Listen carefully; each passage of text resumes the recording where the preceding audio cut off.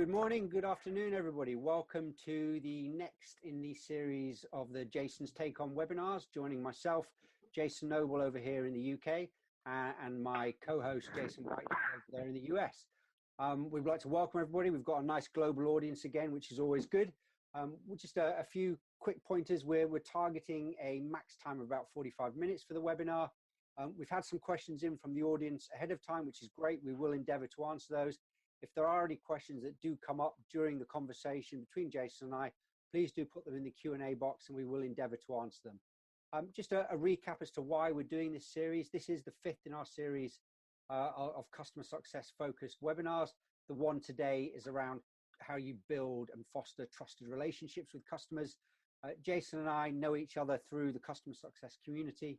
We are both super passionate about customer success and have been here since before it was called customer success. So a good few years experience across a number of different areas in business. And I think importantly, we're both seeing and continue to see the value that customer success individuals, professionals and functions are bringing to business and to investors and to customers. And we also see a lot of the challenges that are coming around through customer success and working with our own customers and each other and our colleagues and peers looking at these and how you address these. And really our webinar series is some of the challenges that we've seen and talking through people and how you'd get around these. We just want to say as well, we have created a brand new LinkedIn group where we can really get you guys to join in, continue the conversation post the webinars and in between the monthly webinars we're doing. So please do, we will provide links in the emails that we send out afterwards to where the group is, but please do join that. If there's any questions that come up there, any thoughts you have, please do share them with the group there. And there's also a Twitter handle as well. So on a similar vein there, all about the Jason's Take On, but it's for us continuing the conversation outside of this. We are also, for our people that have subscribed up to the weekly newsletter or the email newsletter that goes out, we are going to send out a note later this week that will have details on these and the links. And we are starting to think about how we can do additional subscriber-only content, not just monthly, but potentially fortnightly or bi-weekly, as my American friends like to call it. So there'll be additional information and different content that you get through that. So please do, when you see the emails coming there, if you want to hear more, please do join the conversations, either through the subscription or through LinkedIn and Twitter. We really love the conversations, and there's a lot in customer success around the community and understanding what people's challenges are. So we're really excited about this. Very quick intro to myself. So I'm Jason Noble, based over here in London in the UK. I've been around in the technology space now for 20 years-ish. I spent my career in a number of different customer-facing roles, including program management, service delivery, account management, customer service, and over the last probably 7-8 years, accumulating kind of under the umbrella of customer success as business has evolved there. I've really spent the last probably 6 or 7 years working with more niche technology startups, helping them both create, build, and lead their customer success functions and grow them globally. So going either from an initial growth phase up to scale up, looking at the different stages of customer success maturity. I've also worked with a number of enterprise organizations, the likes of Sony, SunGard, and Elsevier, and I've seen the challenges from legacy organizations, more legacy organizations, as to what they do around customer success and some of the different nuances you get there when you're looking at global enterprises and global customers. And I've recently finished with Good Lord, kind of now looking at some consultancy work. So I'm really open to any future opportunities. Jason, quick intro for yourself. Great. Thanks, Jason. My name is Jason Whitehead, based here in Washington, D.C., and I too have been in the technology space for over 20 years. A lot of my early career was focused around large-scale ERP, CRM projects and implementations and global software, and then spent a lot of time actually working on software adoption and saying, how do we get people to use the system in a way to create value once the system is live? Right now, I do a lot of training and consulting, both for software adoption and helping buyers of software set up their own internal success teams, as well as working with customer success teams for SaaS vendors and other organizations selling on a subscription basis. So really excited to be here and really love doing this series with you, Jason. So thanks very much. Back to you. Excellent. Guys, what as I said, the topic for today is around building customer relationships, trusted customer relationships. As our regular listeners will know, what we like to do is pose a bold question.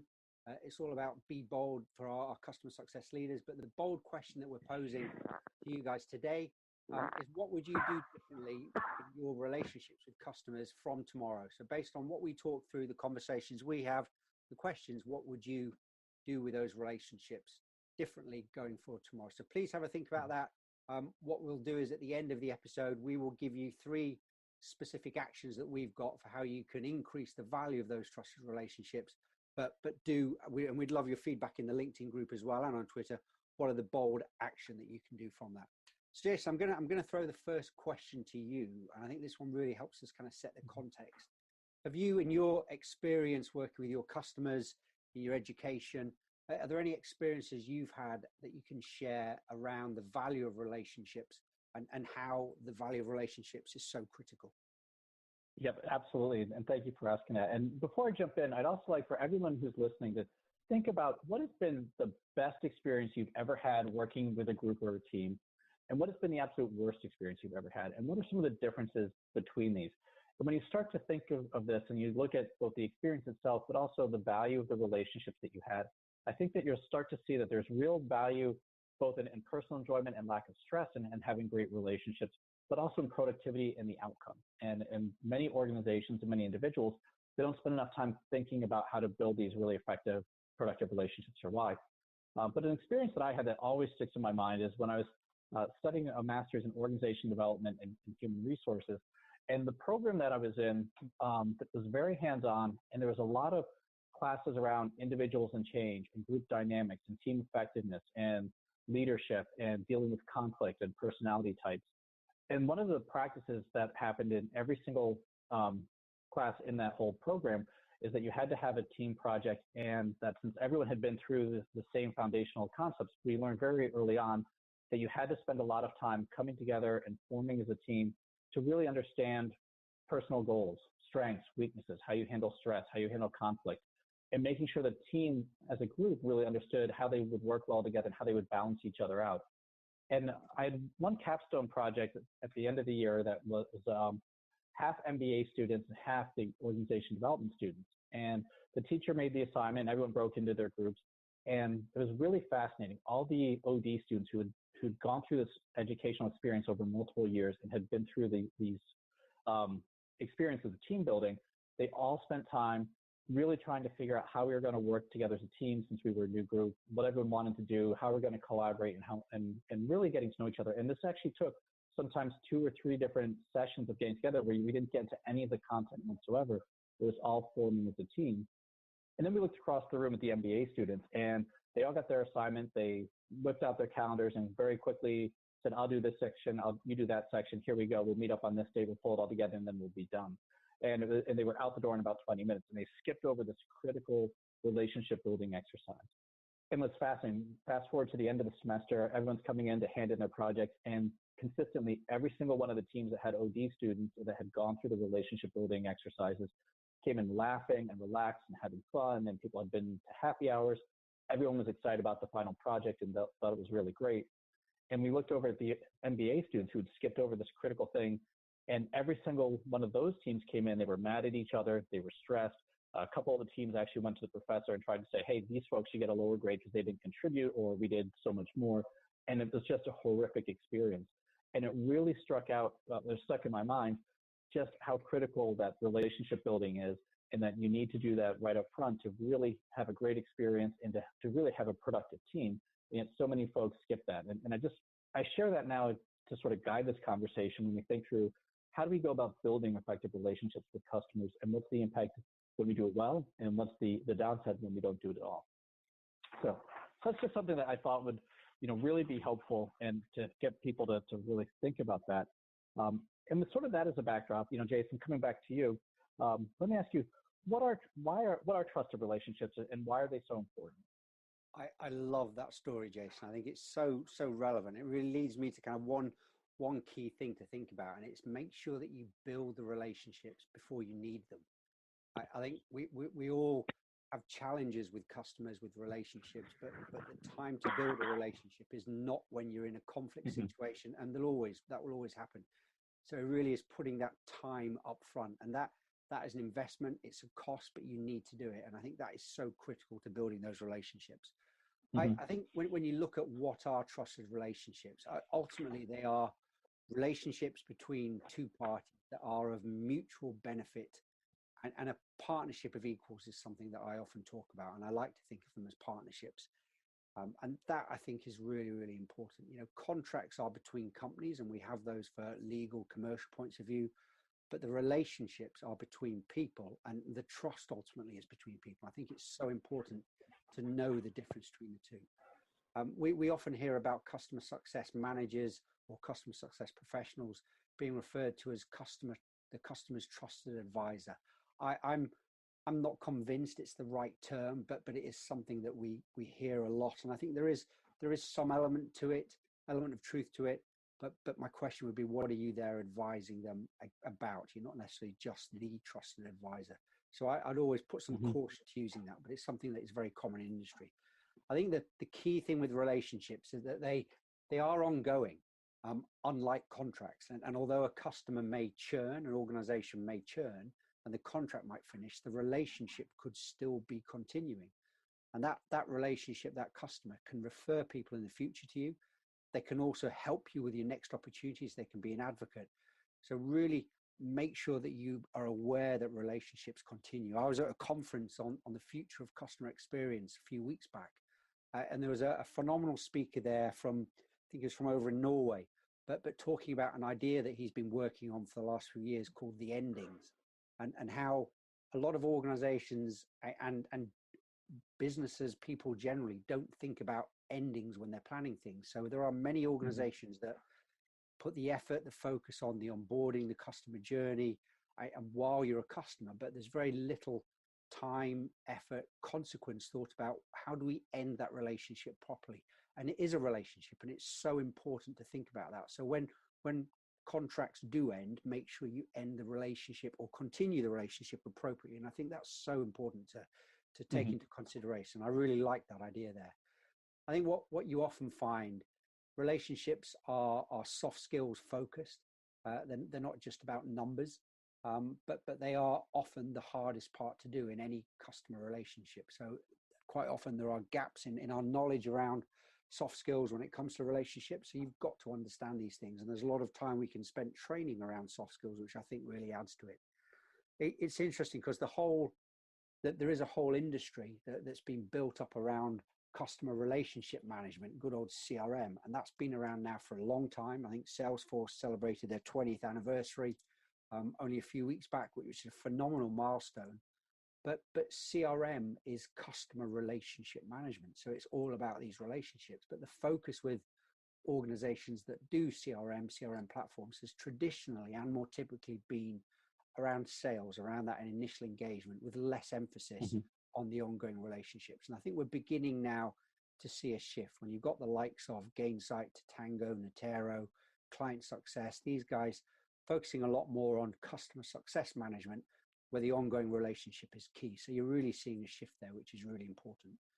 I think some key things to think about for your customers is your clients or your customers need to know that you, as their relationship person, are there. You can solve problems and deliver the results they want. And that is really important. That's the value they want for you. They've bought into us as an organization to bring some value, and be able to demonstrate that through solving problems and delivering value and results is really critical.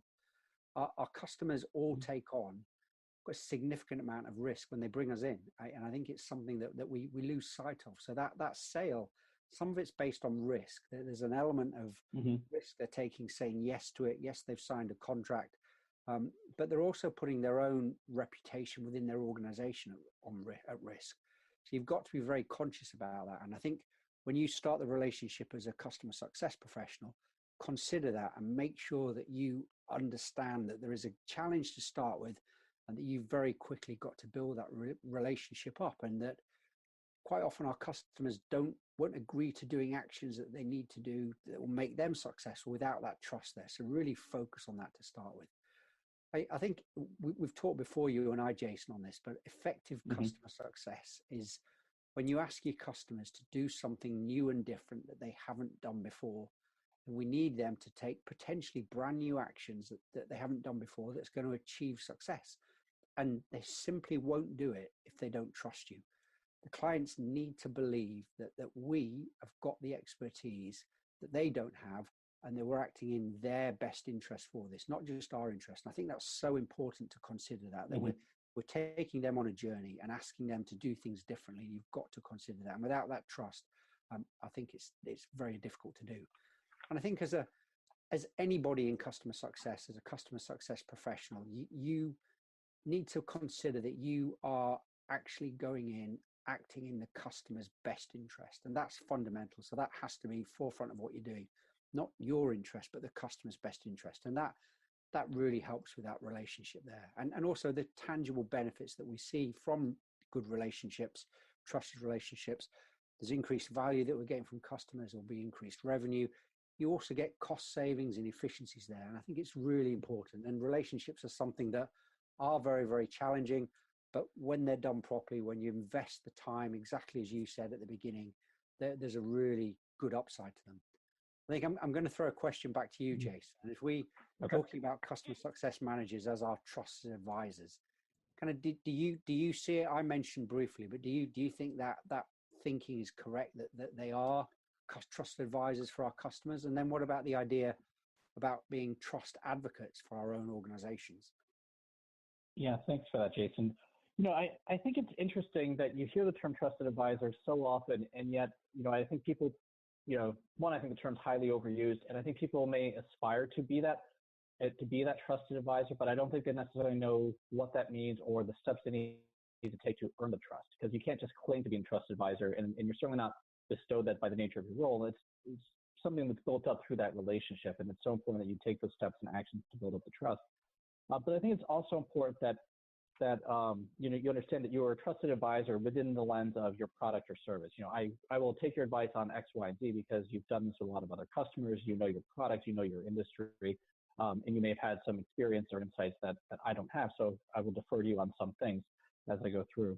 But I prefer the term trusted partners too, because I think that really comes back to the relationship between a customer success manager and the client. To your point, it has to be mutual, it has to be mutually beneficial. So you're partners in this journey. And I think the more that you can realize as a customer success manager that, you can't be successful if your customer's not successful. It's only through their success that you will achieve your own success. Your interests are very aligned. Jason, we were talking the other day too, and we thought it was interesting how you very rarely hear like a trusted salesperson or a trusted account manager. I think people, by the role, and there's an expectation that will be trusted, but customers don't always have that trust with every role in your organization, or the individuals there. So you really need to be aware of that. And I think that comes to a bigger point, which comes back to the idea that, the relationship that your customer has, yes, there's a relationship with you, but they also have a relationship with the rest of your organization. And it's very important that you become that trust advocate internally to make sure that everyone in your organization is acting in a way that will build and reinforce trust, so that your sales and account managers are doing that. That they're, for sales folks, they're not overselling the customer on things that they don't need or won't use to make a quick sale, when that will definitely hurt everyone at the renewal time. And that selling people things they don't need is a quick way to destroy trust. So making sure that the rest of your organization is working is really important. And I think it's also, something that's very important is when you see people as a trust advocate within your organization that may be acting in a way that is hurting trust or destroying trust, they may not even be aware that they're doing it, but someone's got to raise up and say, hey, we've got a problem here, and call people out and call the organization out and say, let's take a lesson here, and say, if I'm the customer, these actions seen through this lens look very untrustworthy and not in my best interest. So how do we address that, and where do we need to go? So I think being a trusted advisor is key, earning that right to be that trusted. And I think, you hit on another key point, Jason, which is you need to have the expertise and value that you can bring for the customers that they don't have for themselves. And when you can demonstrate that to them and show the value and show that not only making them successful, you're de-risking their working with you. You're helping advance them in their own organization and making them look good in front of their peers and their boss. All of those things are activities that help build trust. I think that's so critical to get there. So I think that's my thought on those ideas. But let me sort of flip this around to you. Maybe you can carry on here. How do you go about building a trusted relationship, especially if you can talk to the medium and high touch customers? Low touch is a different situation entirely as well too. I think it's a great question. This is kind of a lot of the intro we've talked about, kind of the challenges you've got, why you need to do it. the how to is often the hardest bit. So thank you for giving me that question. I think one of the key things I say is be patient. And I think that there's pros and cons to that. You know, obviously you can't build a really good trusted relationship overnight. It does take time. We've talked about it earlier on, but the flip side of that is how do you get your organization to understand that it takes time, and what are the short-term things you can do? I think there are a number of key things here, right? And some things that you absolutely have to do: build rapport, agree the purpose of what we're delivering to the organization, make sure that the stakeholder, the customer person that we're speaking to knows what we're doing, understand roles. So what are roles and responsibilities, both for us and for our different customers, the stakeholders there, and also the process of how we're going to work together, including communications channels, communication frequency, kind of escalation points, messages they need, the consistency around it. And that's so important to do. And I think only once they're done, can you then start looking at the specific tasks and actions you're going to do. I think you need to be, both parties, be very open, honest, completely transparent and vulnerable with your customers. Make sure you show your true self to a certain extent. I think that showing your true self and what the challenges you are, what your expectations are, what your priorities are, what the expectations are for you within your organization, and what your expectations are for our customer within their organization, can really help build up that relationship and allow others to trust you more. I think something that you and I have spoke about before, Jason, is the idea of a customer charter. And I really, really like this. I was speaking to someone only the other day. The idea of a kind of a program, a project charter, is something that's deeply ingrained in many of the project management methodologies and frameworks out there. And it's that document that you put up front at the beginning of a project, where you define who the stakeholders are, what the risks are, what the outcomes are, what the values they're delivering are, communication channels, what the strengths, weaknesses are, the financial side of it, but also how you're going to resolve challenges, how you're going to resolve conflicts and escalation. So it ultimately sums up how we're going to work together. And I think translating that to the world of customer success, you have a customer charter. And I think it's a really, really important document, and something I'd really encourage people to start thinking about. It doesn't have to be kind of war and peace. It could just be a simple one page that covers these key things on, and do it as an extension of what your customer outcomes are. But define all these touch points, the expectations for both parties. And in this, I think you can really explicitly state for both parties, or all the people involved, what are the things that are going to make each other successful within their own organization. So for my customer, how do I make them look good? How do I make them get that promotion, get that pay rise? How are they being evaluated internally? And vice versa, do it with us. I think make sure that our customers know what we're targeted on, which is really important. And you can ask very specific things that the other party, the other person can do to make them successful, and document that in the charter. I think consistency in how we provide and deliver communications, and in how we deliver services across the whole organization, is so key. So customer consistency for communications isn't just about customer success, it's about the rest of the business. And as you mentioned earlier on, Jason, that trust advocate within the organization, it's important to make sure you agree internally what the expectations are and what that message and communication is with the customer. I think that's so important. I think part of our role is all about sharing knowledge and feedback. So when things do well, when things go right, we want to tell customers, and equally when there's bad news to share, when things don't work as well as they should do, on both sides, share that. It's important to learn from that. So be very part of that openness and transparency, is the ability to do that. I think also we said earlier on, try and think about partnerships. These are ongoing relationships. This isn't something where I'm just picking up the phone, having this initial engagement, and then going to speak to you in a year's time. We're here about an ongoing relationship. So start thinking about what is in this partnership relationship, and how do I make it mutually beneficial? Something that quite often is difficult to do, particularly for people early on in their career, is saying no to a customer. Even saying no, and not taking on too many pieces of work. But I think we know what the remit of our deliverables is for the customer. We know what the expectations are if you've documented them and agreed them. But also you know when the customer shouldn't come to you. We've talked before about the idea of customer success being a facilitator in a business. How do I make sure my customer doesn't overuse customer success for support, doesn't overuse it for training, and goes through the right ways? Because that's mutually beneficial for them. So it's really important to do that. And at the same time, make sure you deliver on what the expectations are. We've set out the expectations and deliver to them and get that agreement as to what they are.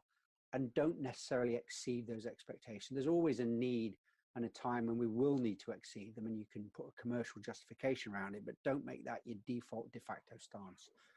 I think we all want to consider going the extra mile when it's appropriate. These are professional relationships.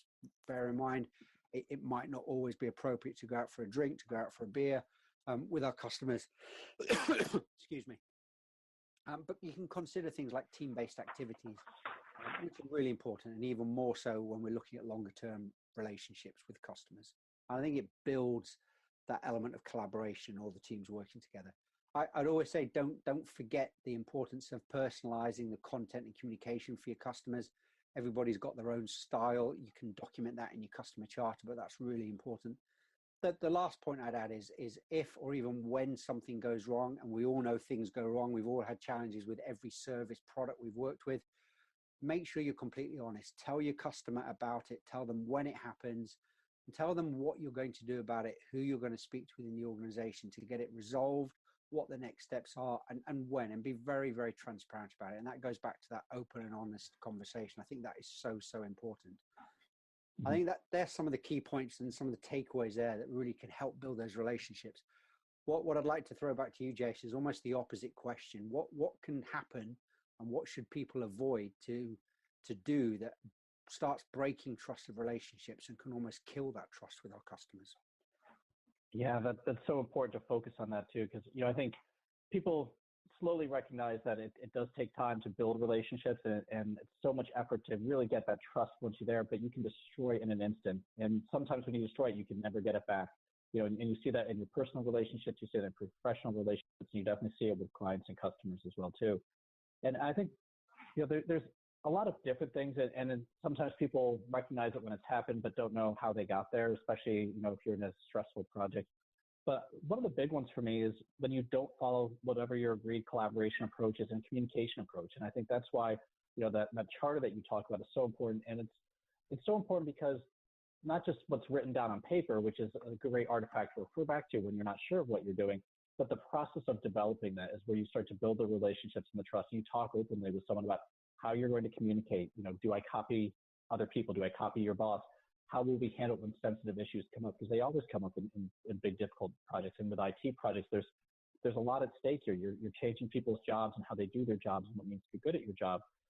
These are stressful topics that are going to come up, and there's often a lot of effort and money and professional risk involved. That people have a lot on the line here, and people get very sensitive. And there's a lot of internal politics with your customers that you will never be aware of, that you can accidentally step on someone's toes when you're trying to be supportive and not even realize it. So I think one of the first ones then is definitely make sure that you're collaborating in the right way, and that once you've agreed processes for communication, agreed processes for how you're going to share bad information and who gets to be included on that, and making sure you're doing it in a way that's also fair to you and professionally ethical for you, because again, this has to be a partnership. But if you've figured out how you're going to do that, make sure you follow those processes. And I think there's also, when you're working with teams, making sure that the people on your team and the other teams, that everyone's acting in that professional, ethical way, and ask the question, is this the right thing to do? Are we being ethical? Is this professional? Is this acceptable? We've talked sometimes, sales and account management often get, thrown under the bus for a lot of things. But, if they're acting in a way when they're no longer as closely involved with the customer after a sale, that they are not aware that they're doing something that may be viewed negatively by the client, or that they're acting in a way that makes your job harder, you've got to have a mechanism by which you can communicate that back, and if necessary, escalate it internally to executives to address these situations, because it's so critical. I think the other piece too is if you encounter a situation where it's dicey or someone's not collaborating, even if it's the customer, you've got to call them out. And if you don't call people and say, hey, we agreed we're going to collaborate some way, and it seems that didn't happen in the situation. I want to discuss that to make sure that my assumption is that this was merely an oversight and an accident, not an intentional issue. But I want to talk about it because this happened, and we need to figure out how we're going to collaborate going forward, because something like this, if it was intentional, would destroy trust for both of us. It just have that conversation very directly, and it's not necessarily a fun conversation to have, but coming out the other side is very, very important. So making sure that you call people out, whether it's your team, your organization, or even your customer around that. And I think another issue here too is if you ever catch someone or get caught lying or acting in an unethical way, that will destroy trust in a second. And there've been many times when, I've encountered things. So for example, I've been on calls where someone thought they hung up the conference call and they didn't, and I heard individuals speaking and saying things that were in direct violation to agreed norms and activities and threw several people under the bus. That was completely inappropriate and unprofessional, and they had no idea that they did that. They were completely unaware. So, I was aware of the situation, and in those cases, I didn't call them out, but the trust was destroyed and was never regained. And looking back, I probably should have just gone to those people and said, hey, what are you doing here? This is a violation of trust. Let's talk about this and resolve this issue. And I think, especially in professional relationships where if you've lost trust, but you still are required to work with these people, that can be a very difficult situation. You've got to have those conversations around that. And similarly, I've seen situations where been on projects where people are traveling and, you'll go out to a restaurant or people may be in the hotel bar later and talking even just about, within their own project team, without the customer there, and the next day going in and say, oh, someone overheard you talking about X, Y, and Z, and it got back to the client VP, and now everyone's really, really upset. So we need to have a discussion on that. So also being aware of your surroundings to make sure, even when you think you're having a private conversation, you may not be. And if there's a reason that you need to have a private conversation, if it's just gossiping, that's usually a warning sign that you've got some issues that you need to address with your team or your client to make sure that you're acting in a trust-building way. And then I think finally another big one is failing to perform ongoing relationship maintenance. It can be a slow death towards destroying trust. So what I mean by that is you spend a lot of time and effort figuring out how you're going to collaborate, but you do need to have time where you don't focus on work product and deliverable. You actually do a check-in with your team, with your partners, with your customer, with your project sponsor, whoever it may be, and just say, hey, how are we doing here? Are we still communicating effectively? How are you feeling about this relationship? Are there things that are making you sour on it? Are there things that we can do differently to help build trust to be more effective going forward? And I think, if you don't do that, it can really come back and bite you. So there's a lot of stuff that people do or forget to do that really break trust. And it's so important to make sure that doesn't happen, because it really can impact everything else you do from that point forward. So it's just my thoughts on those. But Jason, I'm wondering, maybe coming back to you, can you share with us, what are some of your best practices or experiences in how to positively manage, transitions and turnover of lead contacts at a customer, or even turnover within your own staff? So you may have a situation, you've invested a lot of energy, you've built up trust, you've had good working relationships, and now someone is leaving. How do you handle that? The first thing I'd say is that this always happens. We've all seen it. We know key contacts in customers leave, so it isn't something to be frightened about almost. And also there are changes on our side. So we know that people move on, they progress, they get promotions, even leave the organization, new people come in. So my first point is don't be worried when it happens. It's a perfectly normal piece of business development and growth. I think the most fundamental thing is that it comes back to the fundamental stages of group development. And anyone who's studied group psychology, kind of these stages are the good old forming, storming, norming, performing, and adjourning, one that was added later on. And you've got to go back to basics. And when there's any change, particularly in a key stakeholder, you are beginning again with that relationship. So you've got to consider that we're going back to that forming stage. What is the relationship about? What are the expectations? How do we make that person successful? So everything we've talked about already, you've got to start that again. So do not be frightened if it happens, but be very conscious that you've almost got to go back to basics. Now, you may find that it will be quicker the second time that you have this new team. You've done it already. Some of the things may not change. Ultimately what we're delivering to the organization is probably still the same, but the way we're working, the style of communication will change. So just be very, very conscious about that and think about group formation, group development. And if you're not aware of it, there's a lot of writing and documentation done on this, the forming, storming, norming, performing stages of group development. So I'd really encourage all the listeners to go and have a look at this if you're not aware of it. The second thing I'd say is really communicate. You cannot over communicate. If someone on your side is leaving, Make sure you tell the customer well in advance. For the customer, it should be a non-event. It shouldn't matter, just be transparent about it. What the customer wants to know is when the change is going to happen, have the introduction to the person, get to meet that person, and for them to be reassured that there's no change in the level of service. And that's super important. And also what the plan around it is. I think if your customer contact's leaving, one of the challenges you've got is that often we don't know. And I've been in situations where you turn up one day and your key stakeholder who did the original contract has gone on, your champion's left. So you're almost having to start again then. One thing I'd always say is link up with your contacts at your customers on LinkedIn. It's great to help build that relationship, but quite often LinkedIn can be that first trigger warning that something's happened, the person's moving on. You don't want it to be, but quite often these conversations that you don't have with your customer. So just be very conscious about that, but also be very open with your customer. Let them share problems and challenges with you. You want to understand if they're moving on. So if there is going to be a change on their side, the sooner you can know about it, the better. I'd always say put it into, we talked about the customer charter earlier on, put this into the charter so that if someone on either side leaves, there's a process that you've agreed to in terms of what the communication plans are, in terms of how to do it, and so that you get that advanced notification. I think that's really important.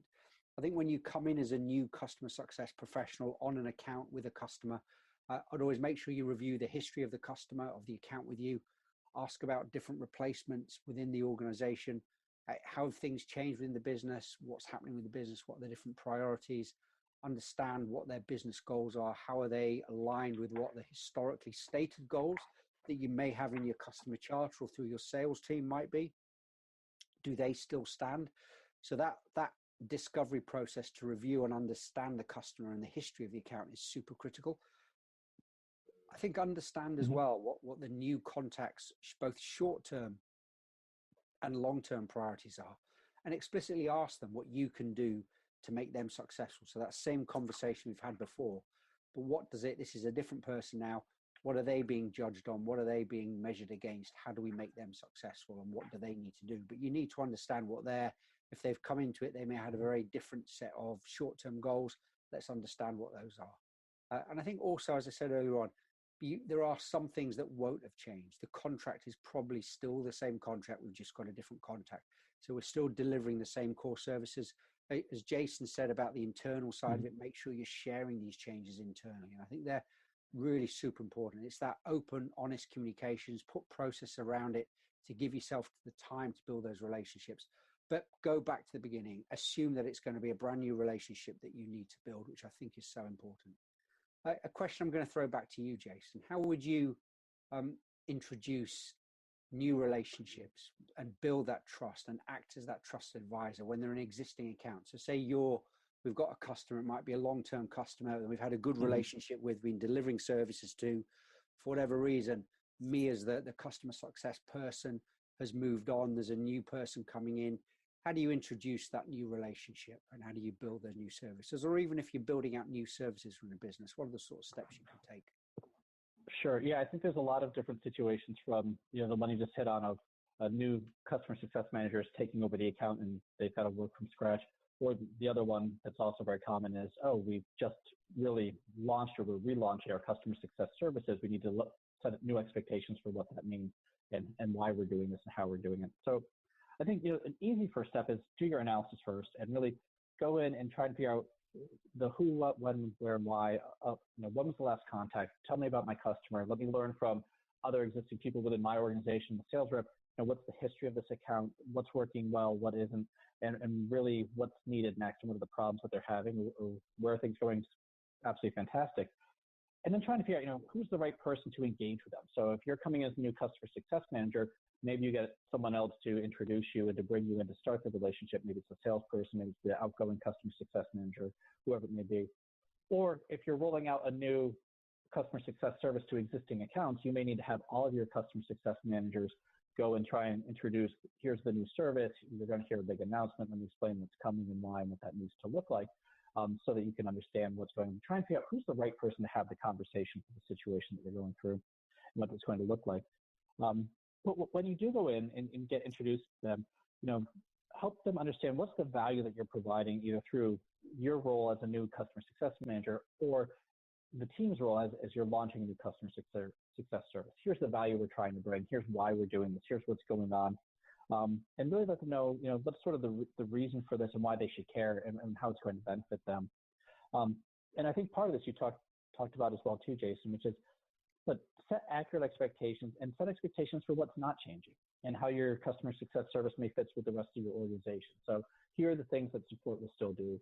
Here's the stuff that sales and your account manager will still do. Here's what I'm doing that maybe they've done before. Here's what's changing, but here's what's staying the same and where you still go. So the customer really has a sense of some stability, but also a sense of improvement. So it's not just everything's up in the wind. And I think the big thing though is really discussing with them why they're doing this. What's the problem they're trying to solve, and what's the impact them going to be? And if necessary, even write down some key talking points or scripts about this and say, these are the main things I need you to understand. But part of that though, this is a giant trust building exercise. So if there have been problems, be overt and clear about them. Say, look, I know we've had problems with this account before and you were frustrated by X, Y, and Z, or we didn't deliver these fixes that we thought we would, or there were technical issues with whatever it may be, or whatever the situation was. But just get it out there. It's a professional conversation. It's not a personal issue around this, but this is your chance to build a personal relationship. And to build trust.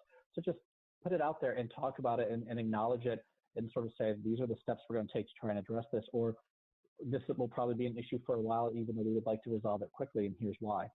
And I think that's really, really important, because you don't want to oversell, and you want to set expectations that things will take time, and this is new and different, and that it will continue to evolve in some form or fashion as you learn what's most effective and most needed by customers as well. So being pretty clear on that here's where it's going to go. And I think another thing to remember is a lot of your customers, they work with multiple vendors, and they are probably experiencing different flavors of customer success from all different vendors. So if they have other software vendors that have a customer success service, you can even ask them and say, have you had a similar service to ours as I've just described it with your other vendors? How did that work for you? What worked well, what didn't? Or, oh, you've had a customer success service, but it was very, very different. Oh, that's how this vendor does it. Yeah, here are the things that we're probably not going to do that they're doing. And here are things you should expect from us that they may not be doing. So let's talk about that. And just really set some expectations, because you're not just dealing with their experience with you, but you're dealing with their experience with other software vendors and other similar type services that you've got to make sure that you're clear about what you're doing and what you're not doing. And then I think finally, another thing here is they'll probably have questions, or in some cases, they may even have some pushback. So think about what questions they'll ask or what pushback they'll have, and sort of make sure you're ready to respond accordingly. And actually up on my company website, on the TriTone's website, we've got a free guide around some questions that you could expect software buyers to ask their vendors about their customer success service. And I think there's like 35 questions that most software buyers will ask some form of flavor of them. Go and download that. It'll help you understand some ideas that you can expect and how you may want to respond to those. So those are just a few things that you can do when introducing relationships and trust and going through to begin with. But I think switching back to gears, a lot of what we've just talked about here in your previous question was around medium and high touch, where you're really investing a lot of time. You do get to know your customers and get to know them individually. Jason, can you tell us, how do you go about building trusting relationship with low touch customers, or the situation where I'm a customer success manager and I've got a large number of accounts? I don't have the time to spend in detail with every single customer. What do I do then? I think this is a huge challenge, and what you find is that it's almost the long tail of your customers quite often is underserved, underserviced. There are many organizations where these customers just don't have a customer success manager.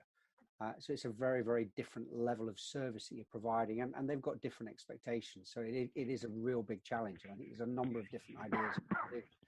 I think you've got to look that some of these customers may only get one or two comms from a person, so human touches, so to speak, once or twice a year, that are only 20, 30 minutes long. So it's very, very different to having that regular catch up with a dedicated customer success manager, someone coming on site. So they're very, very different.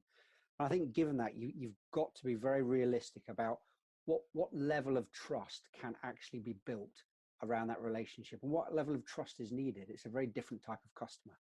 And I think instead of those kind of ongoing phone calls, video calls, or relationship meetings on site, just look at what you can do around establishing a solid rapport with the customer and how you can do that best. And building that really good rapport is probably the best thing you can do and do really well. And I think to do that, you want to set the context correctly, ask the right questions, use active listening. So really be there as a listener for your customer, understanding what the challenges are, when they need you. It tends to be more reactive. But I've always worked the idea, we all know about the tech touch approach in customer success. For me, I prefer a tech-enabled approach, which is you use a tech model, but you've built into it kind of automated trigger points that bring in a human and person-to-person contact at the right point when certain events happen. I think that adds a far more value in there and a lot more around the relationship. So I'd really encourage you to look at that approach rather than just relying on technology. Of course, it's dependent on resources, so you've got to look at what you can do there, which I think is really important. I think you've got to make sure that you still align all of your communication channels, all of the conversations for your low-touch customers, all the different engagement activities, be it video, email, marketing communications. Make sure they're still all consistent, but you also want that overall experience that you're providing with the customers to still be positive. So make sure that the tone is correct, the tone achieves what you want. You may need some more alignment with your marketing team are saying to make sure you've got the right message there. And even if a lot of the work and the communications are through self-service portals, self-service guides. Jason, you talked earlier on about some of the documents that you through Tritons have got. If people use kind of those, make sure the tone in those documents is consistent, because that can help generate that right message there. I think you've got to make sure that you've got really tight alignment with other parts of the business. So if we look at support, account management, your renewals team, if there is a separate team, make sure everybody understands what that overall experience needs to be, what the expectations are for the customer, so you can all deliver to that. And I think I'd end this function, this kind of question by saying that always bear in mind that today's low touch customer, these guys that don't have that relationship, what you want them to do is ultimately be upgraded and become tomorrow's tech or high touch customer. Sorry, not tech touch. You want them to move into a big upgrade. So there's a huge upsell piece you have to do. So if you build that relationship at the right level, you drive that right level of experience, you're providing that fundamental foundation that how you can establish really good levels of trust that then serve later for a more medium or high touch model. I'm really very conscious of that. Was there anything you'd add to that, Jason? No, I think you really covered it well. I mean, the low touch is so different, but building that rapport and having the experience be generally positive, that a customer is excited to upgrade, and when they're aware, then okay, now I'm in a higher touch, that they already feel some nature of goodwill is just absolutely incredible. So, thank you for all of your thoughts on that. And I see that we're just about out of time here, Jason. So maybe if you could go ahead for us and just give us a quick recap of the bold challenge question and any key points that we want to make sure that people leave this session with. Absolutely. And this is something, as I said, that if our regular listeners know, we want you to take away a bold challenge question.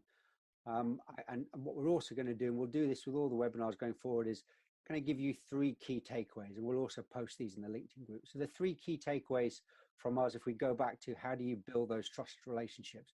The first one is invest upfront in building the relationship. And that cannot be underestimated. Yes, it's a cost, but it's so important to do.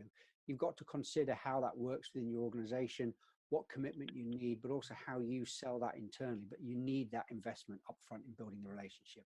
The second point is develop and establish a customer success or even a customer charter, whatever you want to call it. But it's a charter geared at how we build these relationships with our customers. So yes, it could be part of your required outcomes documentation and deliverables, but it addresses the relationships, not just the activities, deliverables, and outcomes. It talks about communication styles, expectations, as we said. And the third and final takeaway I'd really re-emphasize is you to become the trust advocate within your organization. Excuse me. And really, you as the customer's success person, be there to drive and champion the business value internally of how important trusted relationships are with customers. And as you said in your point earlier on, Jason, make sure that you're holding your internal team, not just customer success, to account. When things go wrong, call it out, explain to people why it's gone wrong or what the impact are. And the other way around, when things have done really well, really tell people about that and really exemplify what good looks like. So they're the 3 key takeaways that I'd really say. I think going back to what the be bold question that we had was, was what will you do differently in relationships with your customers from tomorrow? And as we said, we will send out the comms that's got the LinkedIn group in it. Please do come back to us with your thoughts about what you're going to do differently. And we'd really want this to be a conversation. So we'd love ideas that you've had that have worked in line with what we've said. If there's other ideas you've got, please put them there. Everybody, a big thank you from myself and for Jason for joining us. We really enjoyed this. It's been a great conversation. The prep for it's been fun as well. I think these are some challenging conversations we have. The questions that we get in are great. It really makes us think and puts us on our feet. And these conversations that we have are really great. So we hope you found the conversation useful and relevant to you and your company. And don't forget, you can register for our upcoming webinars. We are doing these once a month. The next one we've got scheduled for, I think it's the 16th of April, Jason. And it's yes, around, I believe it is. Everything to do with the financial side of customer success. So we look forward to seeing you all join us then. And please do, if there's any questions you've got around that one, please do let us know beforehand.